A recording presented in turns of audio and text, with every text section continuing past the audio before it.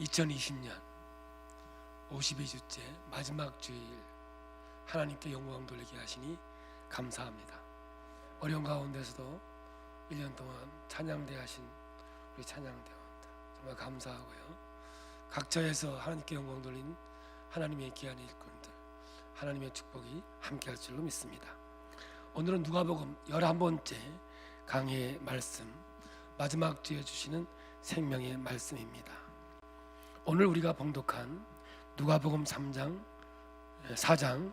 14절부터 30절 말씀은 딱 한마디로 예수님의 취임사라고 할 수 있습니다. 예수님이 회당에 들어가셔서 이사야 선지자의 글을 인용하면서 자신이 그 말씀에 기록된 기름 부은 자 메시아 그리스도임을 밝히는 장면이 나옵니다. 누가복음 4장 14절부터 9장 50절까지가 예수님이 갈릴리에서의 사역이 나오고요. 9장 51절부터 19장 28절까지는 예루살렘으로 가는 여정의 기록이고, 그 이후에는 예루살렘 성에 입성하셔서 십자가의 사건을 포함해서 이루어지는 여러 가지 사건을 기록하고 있습니다. 누가복음은 구조적으로 이렇게 나눌 수가 있습니다. 예수님이 회당에 들어가셔서 이사야의 글을 읽는데, 이때는 아무나 읽는 것이 아니라 회당 제도는 랍비가 오면 성경을 읽을 수 있는 권리가 있기 때문에 자격을 부여했습니다. 사도 바울도 랍비였기 때문에 가는 데마다 회당에서 말씀을 전할 수 있는 특권을 가지고 있었던 거죠. 아마 예수님은 이때 랍비의 반열에 있었지 않았나 이렇게 생각할 수 있는 겁니다. 누가가 예수의 공생의 시작을 이 말씀으로 한 이유는 예수님의 메시아로서의 취임사에 해당되기 때문입니다. 누가는 회당에서의 이사야의 글을 취임사로 보았다, 그 말이겠죠. 누가복음에서는 예수님은 누구신가, 예수님의 정체성, 예수님의 사역이 무엇인가, 예수님의 사명에 초점을 맞추고 있습니다. 아주 집요하게 그 질문을 누가는 하고 있는 거죠. 세례 사건을 통해서 이분은 참 하나님이시다 확인되어졌습니다. 족보를 통해서 이분은 아담의 후손 참 사람이라는 것이 확인이 되어졌습니다. 그래서 메시아의 자격을 잘 갖추었습니다. 그리고 이제 이분이 메시아로서 실력이 있나 없나 성령의 인도하심을 따라서 광야에 가서 마귀에게 시험을 받습니다. 세 가지 시험 아시지요? 경제적인 메시아, 정치적인 메시아, 종교적인 메시아의 이것이 이제 누가가 예수 그리스도가 메시아로서 이 땅에 와서 할 사역에 대해서 말씀하고 있는 겁니다. 이제 예수님은 자격도 실력도 갖춰져 있음을 성경은 밝히 보여주었습니다.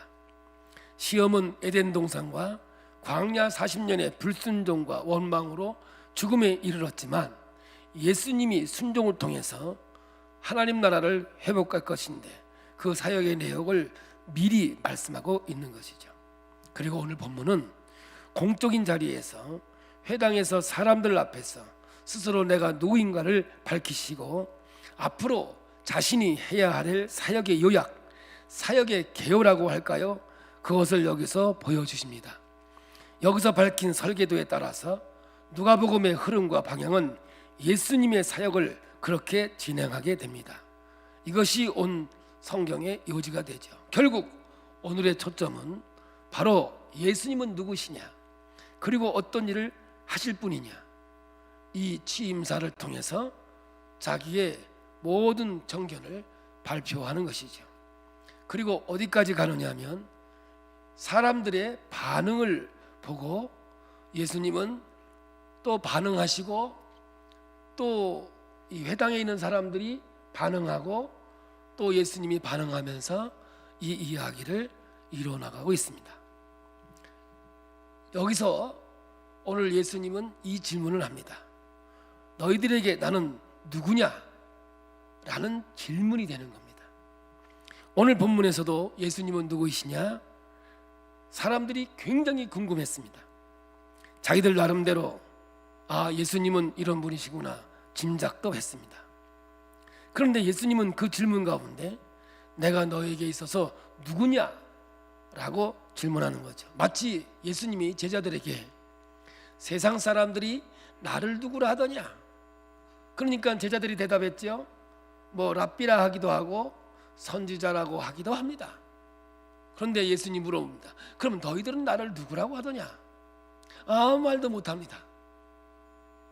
그때 베드로가 주는 그리스도시요 살아계신 하나님의 아들입니다라고 신앙을 고백하지요. 그와 마찬가지로 오늘 이 취임사에서 우리에게 묻는 것은 너희들은 나를 누구라고 생각하느냐? 이 질문이 있는 거죠. 그래서 이 반응을 이 예수님은 이제 회중들을 통해서 끌어내야 되는 거죠. 지금 오늘 우리에게도 예수님은 누구신가? 이 말씀을 통해서 답을 요구하고 있는 것과 같습니다. 여러분, 오늘 우리의 입장에서 예수님은 누구이신가? 한번 생각해보는 그런 시간이 되기를 축복합니다. 일단 본문을 한번 살펴보시고 이 장면으로 다시 돌아오겠습니다. 14절에서 15절을 보신 대로 마귀에게 시험을 받으신 후 이미 갈릴리에서 사역을 시작했던 것을 짧게 보여주면서 이제 예수님이 고향인 나사렛으로 돌아오셨습니다. 그리고 안식일이 가까이 와서 돌아와서 안식일에 늘 하시던 대로 회당에 들어갑니다.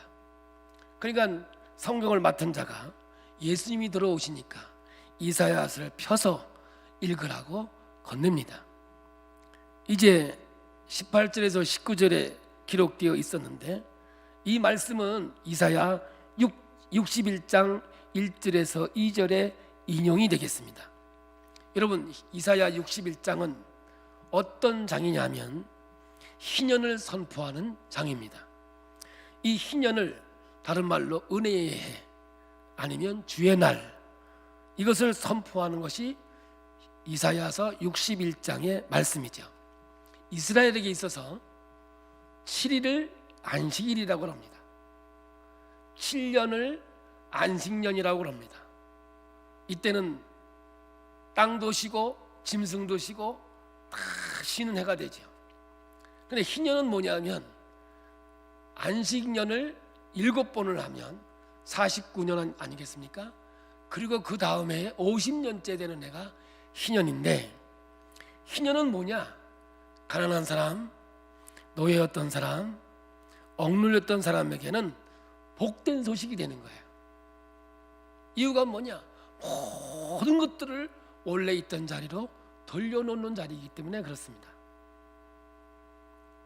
예를 들어 에덴 동산이 깨어져서 이 세상 속에서 사망과 죽음이 왔다고 한다면 희년의 개념은 그 에덴 동산을 다시 회복하는 게 되는 거죠. 이걸 신학적인 용어로 이렇게 얘기해요. 본질적인 삶에서 비본질적인 삶으로 왔지만 예수를 통해서 비본질적인 삶에서 본질적인 삶으로 돌아간다. 어렵죠. 신학은 괜히 어렵게 얘기해요. 그냥 한마디로 회복. 그럼 될 걸. 그냥 비본래적인 삶에서 그래야 좀 있어 보이고 들어 보이는 것 같아요. 이때는요, 이스라엘은 모든 사람의 땅의 개념도 소유의 개념이 아닙니다. 그래서 땅을 가지고 있다 하더라도 사는 게 힘들어서 땅을 팔았다 하자. 그러면 50년째 되는 해에는 그 직계 가족에게 돌려줘야만 하는 제도가 있습니다. 노예로 종으로 사용할 수 있지만 50년째 되는 해는 그를 돌려 보내줘야 됩니다. 그러니까 이 땅에 있는 모든 것들은 원래 있던 자리로 돌아가는 게 희년의 개념, 50년째 되는 개념이죠. 이게 61장, 이사야의 61장의 희년을 이야기하고 있는 거죠. 지금 예수님은 이 희년을 선포하는 구절을 선포하는 여호와의 종으로 내가 이 땅에 희년을 오게 하는 그런 메시아다. 그래서 하나님께서 내게 기름을 부어줘서 그리스도로 이 땅에 보내주었다, 이렇게 얘기해요. 여러분, 요한계시록을 보면 두루마기를 가지고 있는데 인봉을 띌 자가 없는 거예요. 그래서 슬피 울고 있는데 불꽃 같은 눈을 가지니 어린 양 예수가 등장하셔서, 누구예요? 하나님 아버지의 직계 아들이기 때문에 이 땅을 마귀에게 주면서 인봉해놨던 그 등기를 해체하면서 하나님의 마지막 심판의 역사가 이 땅에 이루어지는 것이 바로 요한계시록의 장면이 되는 거죠. 그래서 그 인봉을 띌 자는 오직 대물림 받을 자, 신년을 통해서 다시 돌려줘야 되는 그런 상황 속에서 예수님만이 그 인봉을 띌 자가 되어져서 요한계시록이 기록이 되어져 가는 거죠. 이렇게 희년은 바로 예수 그리스도가 선포하는 메시아, 이걸 통해서 예수님이 이 땅에 오셨다라고 하는 것을 이 말씀을 통해서 하는 거죠. 그러므로 메시아는 이 땅에 와서 어떤 사역을 하느냐, 바로 희년 사역을 할 것이다, 이렇게 이야기하는 거죠.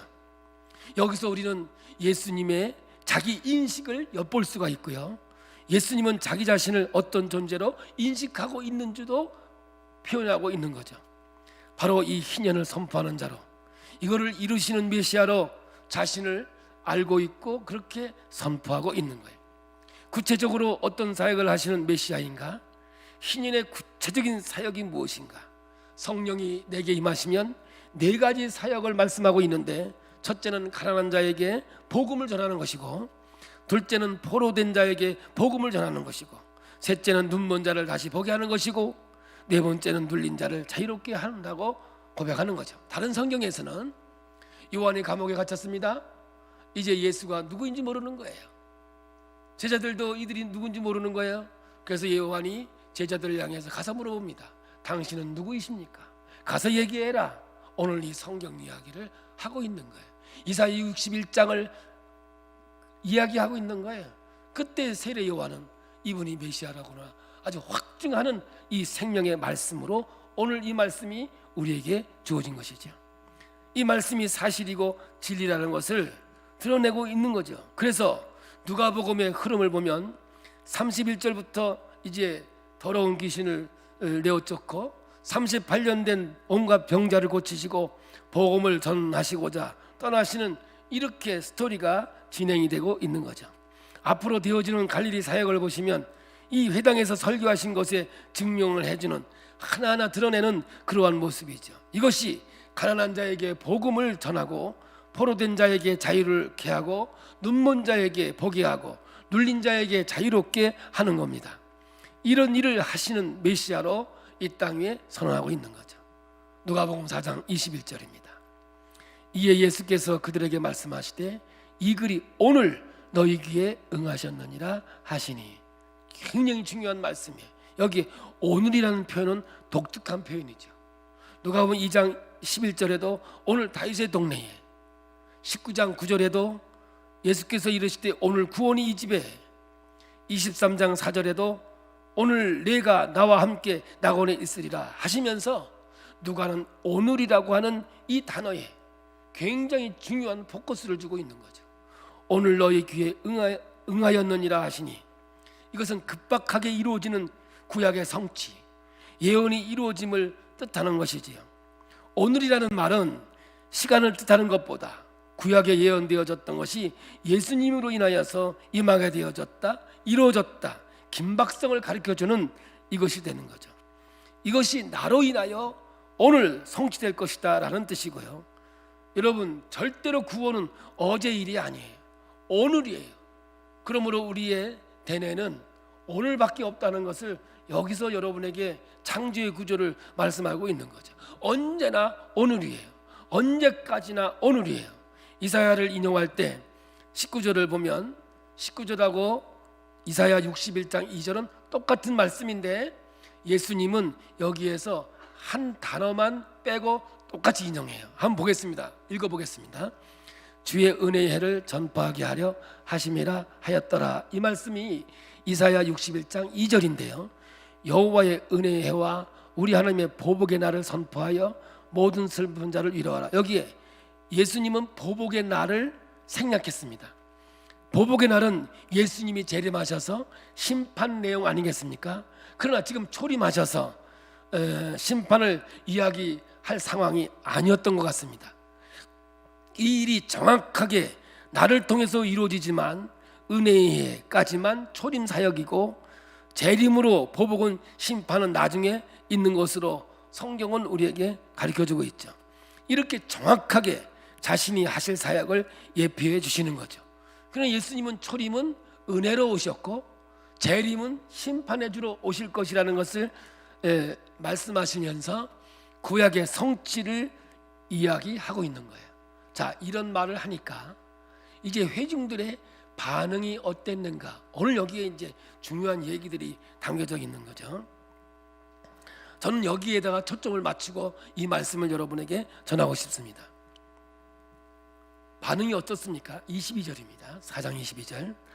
그들이 다 그를 증언하고 그 입으로 나오는 바 은혜로운 말을 놀랍게 여겨 이르되 이 사람이 요셉의 아들이 아니냐. 이것들이 이 회중들의 반응이었습니다. 누가의 집요한 초점의 흐름에 있어서 핵심은 예수의 정체성이라고 말했습니다. 메시아의 취임사를 들은 사람들은 어떻게 반응을 했느냐 하면 그 입으로 나오는 바 은혜로운 말을 놀랍게 여겼다 하시면서 뭐라고 그래요? 이 사람이 요셉의 아들이 아니냐, 이렇게 이야기를 합니다. 보기에는 칭찬 같지만 이 말은 비꼬고 있는 말입니다.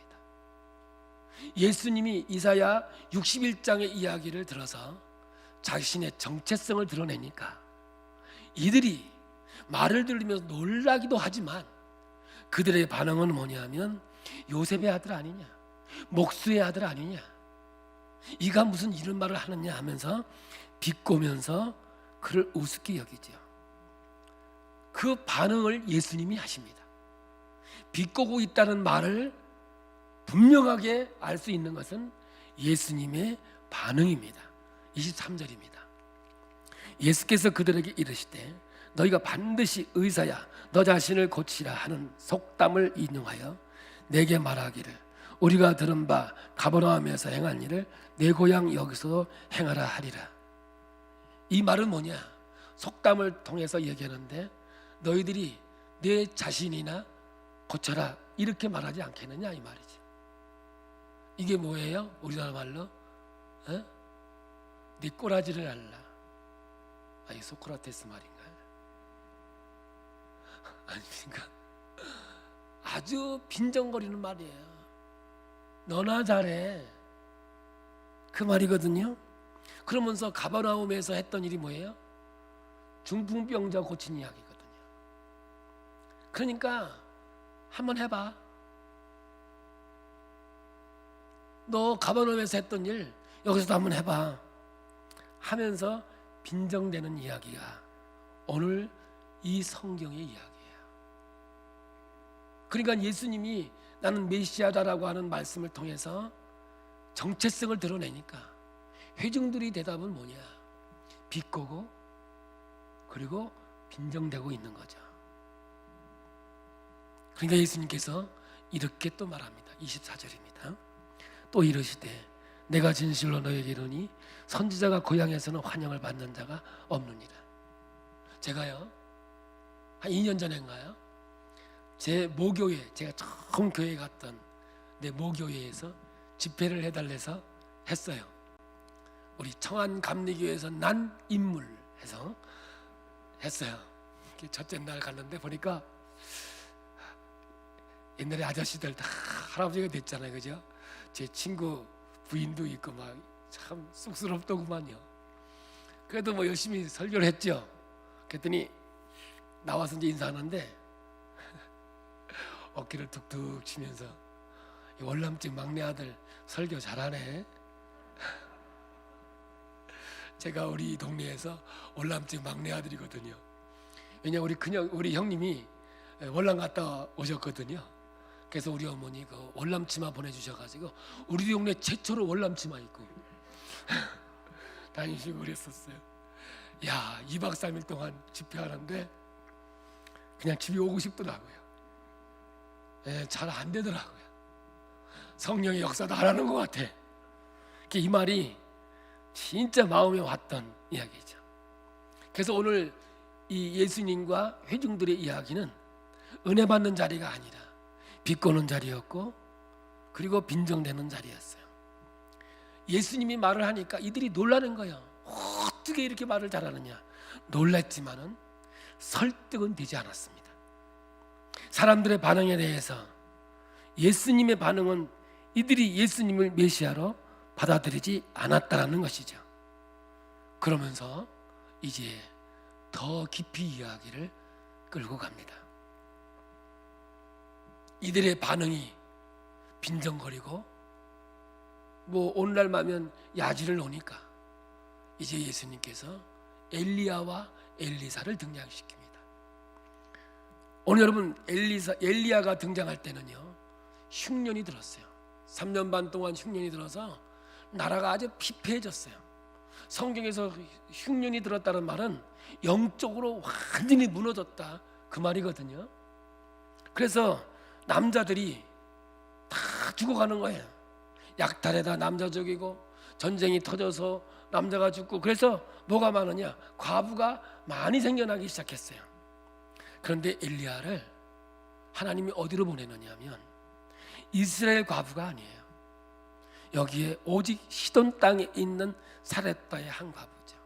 이거는 열왕기상 17장에 나오는 사르밧이, 이 헬라어로는 여기 사렙다, 히브리어는 사르밧, 이렇게 표현이 되어 있어요. 여기에서 이제 엘리야가 보냄 받았다는 겁니다. 사렙다 과부는 이방 여인입니다. 또 엘리사 때예요. 엘리야의 제자인 엘리사 때도 이스라엘 나라에 나병 환자가 참 많았습니다.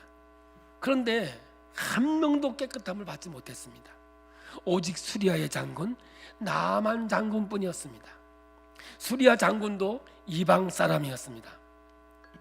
이제 무슨 말 하는지 대충 이해가 가시지요? 이 말씀은 마치자 해당에 있던 사람들의 반응이 어땠느냐 하면 이래요.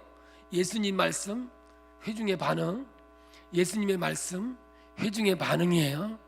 반응이 어땠느냐 하면 우리 읽어보겠습니다. 28절 29절입니다. 회당에 있는 자들이 이것을 듣고 다 크게 화가 나서 일어나 동네 밖으로 쫓아내요.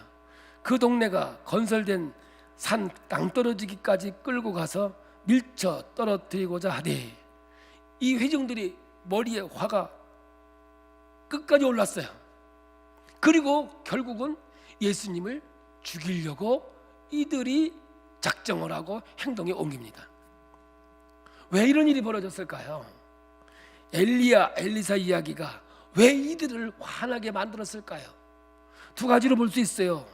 뭐냐면 우리가 믿고 섬기는 하나님은 이스라엘의 하나님이시지 이방의 하나님이 아니지 않느냐. 우리 민족은 선택된 민족으로서 우리를 최우선해주는 하나님이셔야 하는데, 엘리야와 엘리사를 이방 사람인 사렙다 과부로 보내고 나만 장군에게 보낼 수 있냐? 이들이 이거를 받아들일 수가 없는 거예요. 성경에 기록이 되어 있어도 예수님이 그 말씀을 인용하니까 듣고 싶지도 않고 인정하고 싶지도 않은 거예요. 그러나 팩트예요. 사실이거든요. 메시아라고 내세우는 너를 메시아로 받지 못하니까 이 복음이 이방인으로 전해지겠다는 것을 이야기하는 게 아닙니다. 그런 뉘앙스는 있어요. 그 뉘앙스도 맞고요. 그러나 여러분, 예수님이 의도한 것은 뭐냐면 누가복음은 이방인을 향한 복음서 아니겠습니까? 누가가 쓴 사도행전까지 이어져서 사마리아 땅끝까지 이르러 복음을 전파할 내용을 이야기하고 있는 거거든요. 사실 여기에서 보면 이스라엘이 꼭 받지 않아서가 아니라 어쩔 수 없이 흘러간 것도 아니라 복음 전파가 처음부터 이방인으로 포함되어 있는 것으로 계획되어지고 말씀하고 있는 장면이죠. 그런데 이것을 이스라엘이 인정하지 못하고 받아들이지 못한 거예요. 이방인에게 하나님께서 이런 은혜를 베푼다? 이거 못 견디는 거예요. 지금 이들이 고향 사람들이 눈과 귀가 막혀서 예수님을 인정하지 못하는 것을 보고 너희들은 이스라엘의 과부처럼 나병 환자처럼 하나님의 자비하심을 받지 못하게 될 것이다. 이 말은 다른 말로 너희들은 구원을 떠난 자들이다, 구원 못 받은 자들이다 라고 하는 일종의 메시지가 된 겁니다. 그러니까 이 이야기를 들은 사람들은 기분이 나쁜 거예요. 너무 화가 나서 결국은 예수님을 죽이려고 하는 거죠. 두 번째 뭐냐? 그렇다고 해서 예수님을 죽일 필요까지 있겠습니까?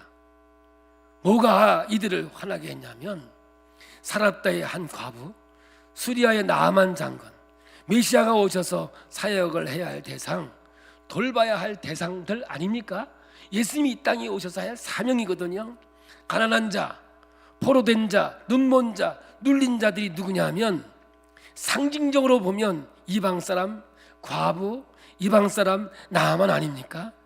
그런데 이사야의 말씀이 원래 누구에게 들린 말씀이냐면 이스라엘에게 먼저 들렸고요, 이날 예수님이 먼저 회당에서 읽게 되는 거죠. 읽고 나서 21절을 우리 다시 한번 보면은 오늘 너희 귀에 응하였다 이렇게 말씀하고 있는 거예요. 1차적으로 회당에 앉아있는 그 사람들인 거죠. 여기서 똑똑한 사람들은 다 알아들은 거예요. 그러니까 예수님을 죽이려고 하고 있지 않습니까? 누가가 본 회당에 앉아있는 사람들이 누구냐 하면 지금 이 성경에서 하고 싶은 얘기는 뭐냐 하면 진짜 눈먼 자, 진짜 가난한 자, 억눌린 자가 누구냐 하면 지금 이 말씀을 듣고 있는 회중이었던 것이죠. 내가 너희들에게 이제 기름을 부은 바 된 자로서 너희들을 구원해 주러 온 메시아다, 지금 이렇게 말하고 있는 거 아니겠습니까? 누가? 감히 요셉의 아들이, 기저귀 차고 어려서부터 큰 거 다 알고 있는 이 나사렛 사람들이, 특별히 그 시대의 목수의 아들 예수가 감히 하나님의 아들같이 말하고 있지 않습니까? 이들은 그것을 인정하지 못하는 거예요. 자기들을 가난한 자, 눈먼 자, 눌린 자로 취급하는 것이 마음에 안 드는 거죠. 그리고 자신들을 사렙다 과부, 수리아의 장군, 이방인들과 같은 레벨로 취급하는 것을 인정할 수가 없는 거예요. 여러분, 복음이 그들에게까지 전해진다? 그것을 이들은 절대로 인정할 수가 없었던 거거든요. 더 나아가 이 성경에서 얘기하고 싶은 것은 이들이 지금 뭐라고 하느냐? 나는 가난하지 않다, 나는 눈먼 자가 아니다, 나는 눌려있는 자가 아니다, 이렇게 반발하고 있는 겁니다. 여러분, 이 예수가 누구냐? 이 질문, 요셉의 아들이 아니냐? 요셉의 아들이 감히 하나님의 아들같이 말하고 있어? 신성모독이네. 이 사람들이 거기까지 생각을 하고 있는 겁니다. 자기네들이 어려서부터 알았던 요셉의 아들이 기가 막히고 코가 막히는 거 아니겠습니까? 여러분, 문제가 무엇이냐면요, 이 사람들이 마음이 가난하지 않았습니다. 이들이 정말 가난하고 묶이고 억눌린 자들인데 이들의 교만이 이것들을 다 덮어버리고 말았습니다. 그리고 오히려 분노하는 자리로 반응하게 되었습니다. 여러분, 내가 가난한 사람이다, 내가 묶인 사람이라, 나는 눈이 멀어서 보지 못하고 억눌려 있다, 이것이 인정되어야, 그리고 실제적으로 그래야 구원이 갈급해지는 것 아니겠습니까? 그래야 자유가 해방됨이 필요한 것으로 느껴지지 않느냐 이 말입니다. 부족함이 없는데 나에게 무슨 구원이 필요하다고 느껴지겠습니까? 자신들의 죄를 들여다볼 수 없는 사람, 인간의 내면에 깊이 숨겨져 있는 악함과 맞부딪혀 보지 못한 사람은 예수님을 구원자로 만날 수가 없다는 겁니다. 이것이 예수님의 취임사예요. 예수님을 구원자로, 메시아로 인정할 수가 없는 것이죠. 그렇기 때문에 여러분, 우리는 가난하고 눈멀고 억눌려 있기에 아파하고 갈등하다가 여러분, 예수 그리스도를 통해서 그 짐이 풀렸을 때 얼마나 큰 해방감과 하나님의 기쁨과 자유를 누릴 수가 있겠습니까? 1만 달란트 탕감받은 자가 감옥에서 풀려났을 때 얼마나 행복했냐고요. 그런데 그가 이걸 잃어버려서 100데나리온 가진 자, 빚진 자를 여러분 감옥에 가두는 것 아니겠습니까? 여러분, 오늘 이 말씀이요, 오늘 우리에게 주시는 말씀이라고요.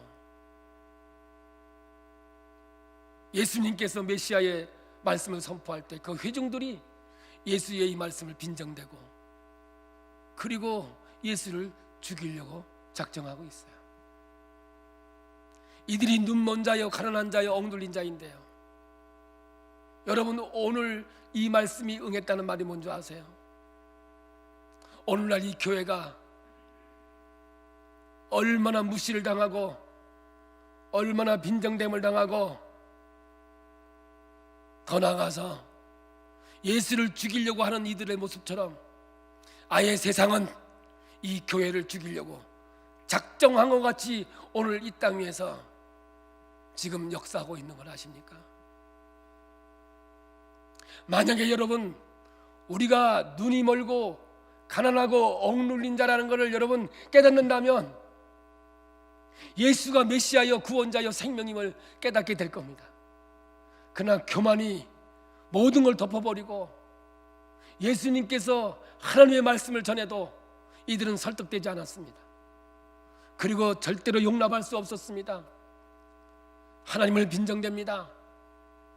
아예 죽이기로 이들은 작정합니다.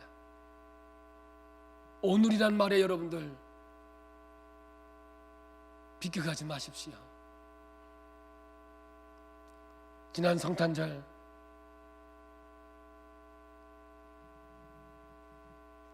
정말 교회 와서 예배 드린 사람이 몇 명이 있겠습니까?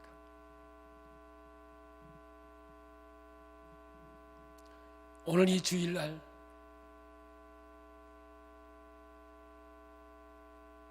여러분에게 예수님은 누구십니까?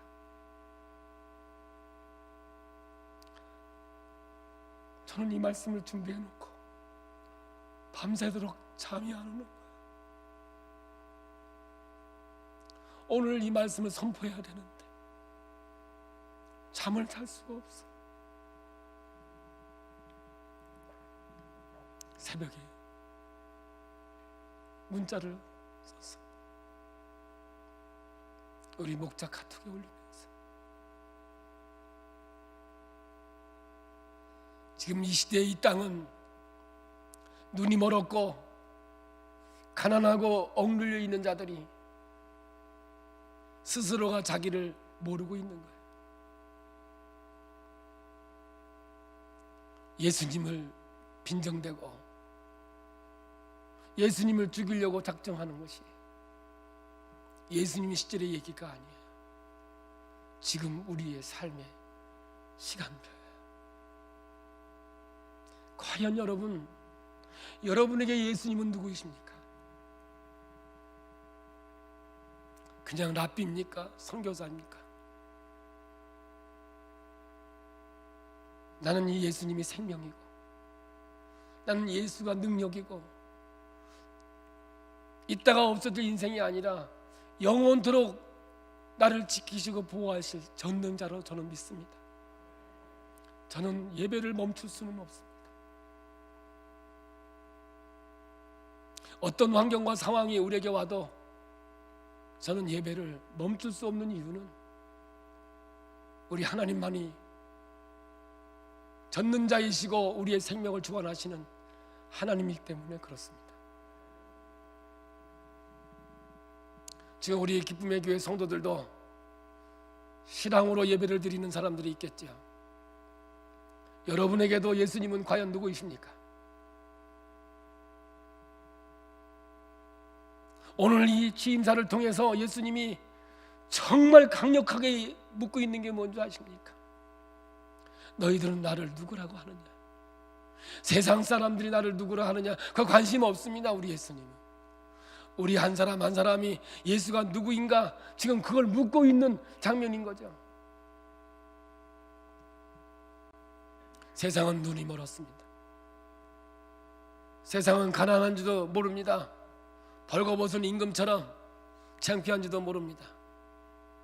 그런데 여러분 아셔야 돼요. 심판의 날이 있다는 것, 반드시 하나님께서 심판할 거라는 것을 오늘 이사야 61장을 통해서 희년을 선포하면서 말씀하고 있는 거거든요. 저는 한 번씩 장송가를 한번 부릅니다. 그래서 오늘도 한번 불러보려고 합니다. 세상 영웅 호걸들아 자랑치 마라, 세상 미인 여자들아 뽐내지 마라. 유수 같은 세월이 널 재촉하니 처막막한 공동묘지 널 기다린다. 안고 가나 지고 가나 또한 이같이 빈손 들고 왔으니, 빈손 들고 가는 거 아니겠어?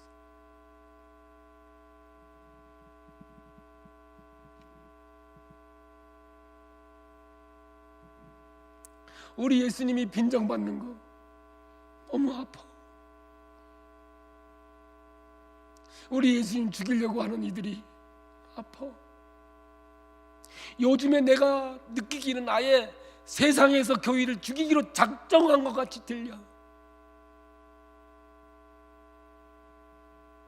어떻게 전능하신 하나님께 예배드리는 걸 막아? 저는 분명한 것은 하나님의 심판이 반드시 있다는 사실을 여러분 잊지 마시길 바랍니다. 여러분이 최고야. 이런 가운데서도 하나님 앞에 예배드리며 영광 돌리는 저 여러분들이 정말 복음을 통해서 가난한 자였고 눈먼 자였고 억눌림을 받은 자였던 사실을 오늘 성경은 말씀하고 있는 겁니다. 이제 결론으로 갑니다. 예수님은 취임사를 통해서 내가 바로 이런 사람인데 너희는 나를 누구라고 하느냐.